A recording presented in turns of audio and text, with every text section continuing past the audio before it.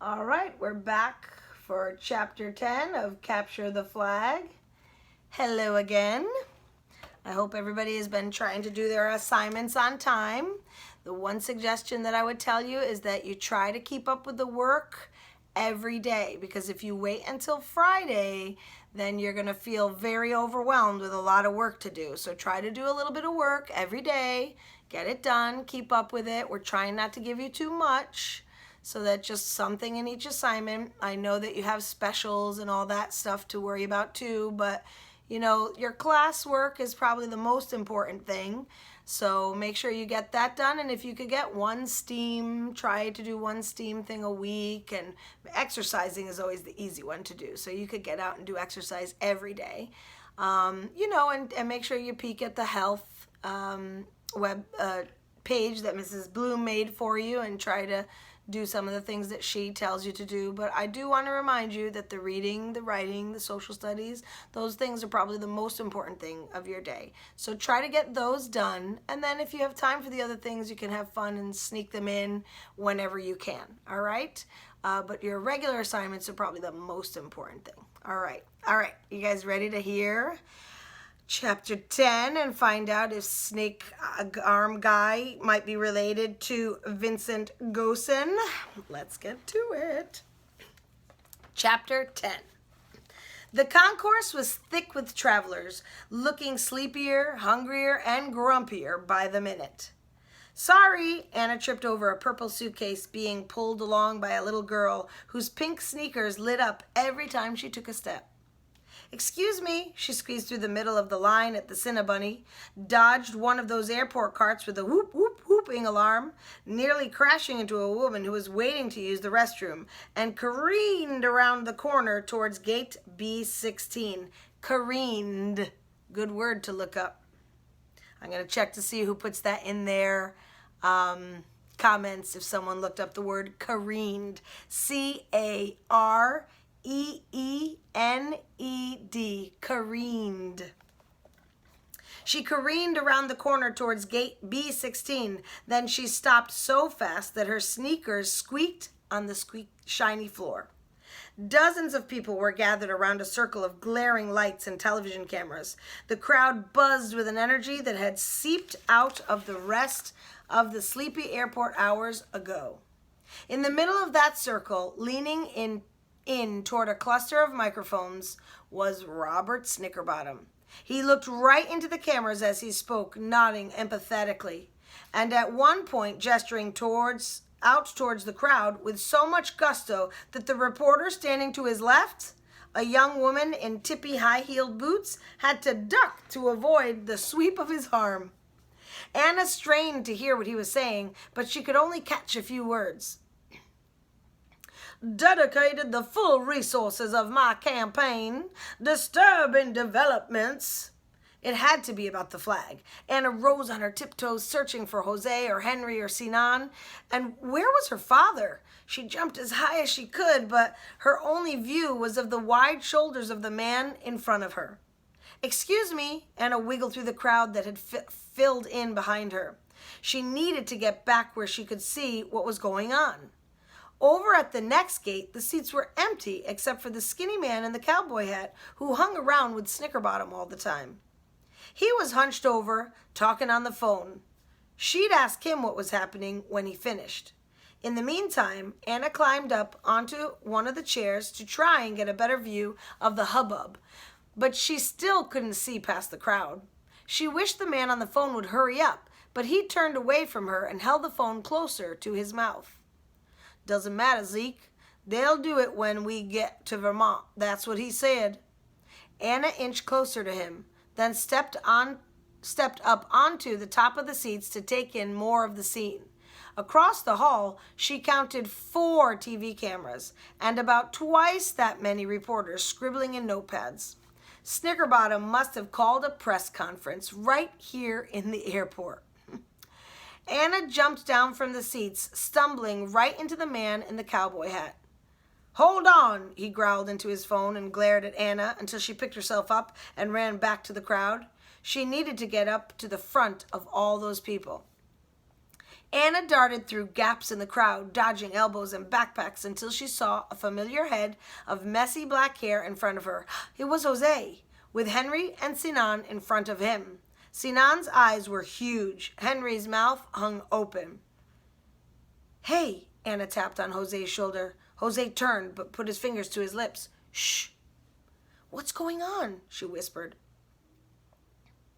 "Did something happen with the flag?" He nodded, but held up his finger for her to wait. Anna was close enough to hear now, close enough to understand why the boys were in shock. "That's right," Snickerbottom nodded. "We've discovered that the flag is right here at the airport." I was right all along," Anna whispered. Jose shushed her again. How did the police know?" the how did the police know?" the tippy-booted reporter asked. "Does that mean you have a suspect?" "Indeed we do," said Snickerbottom. Anna gasped. "Do you think he knows about Snake Arm?" She looked around, her heart pounding. Could Snake Arm be here too? She didn't see him, but that didn't mean anything. The crowd was too thick to see much at all. Snickerbottom took a deep breath and his eyes scanned the room. "My team has discovered that a number of suspicious persons from outside the United States," he paused and shook his head a little, "had access to our national treasure at a private function at the Smithsonian last night, right before the flag disappeared." Jose turned to Anna. "Snake Arm? Maybe. I never saw him at the museum, though. And is he from outside of the United States? He didn't have an accent, did he?" Anna tried to replay his voice over in her head. "What I don't get," Jose said, "is how someone could have taken the flag the night of that reception."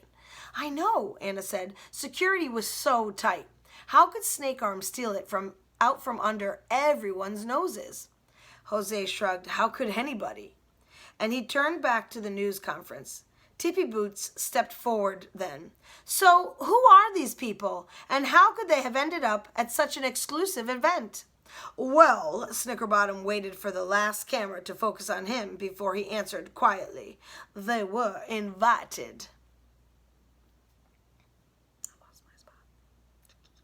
The reporters, for once, were silent. The crowd stared. "Though the investigation is continuing, I can tell you that my team has evidence to suggest that special guests of the museum were involved in the theft. Musical guests." "No," Anna shook her head silently. "He didn't have the right information at all." "Sounds for a small planet?" Tippy Boots asked, her pen poised above her notepad. "I'm afraid so. And as you know, members of that group are among us at this airport. They are currently being questioned by the police." No. How could he say that without any proof?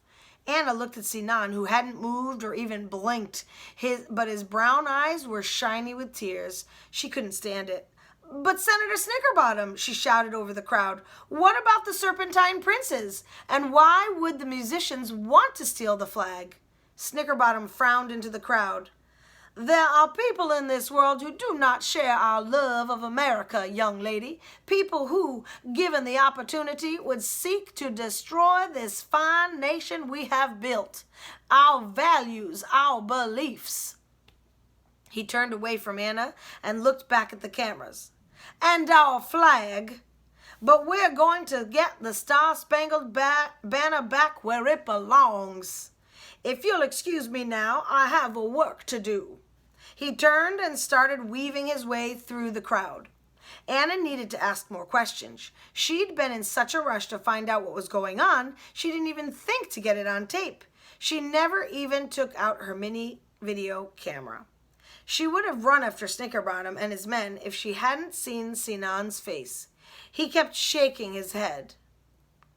"There is no one," he said quietly. "No one would do such a thing. No one in the group hates America. We are here for the music. Always the music and the people.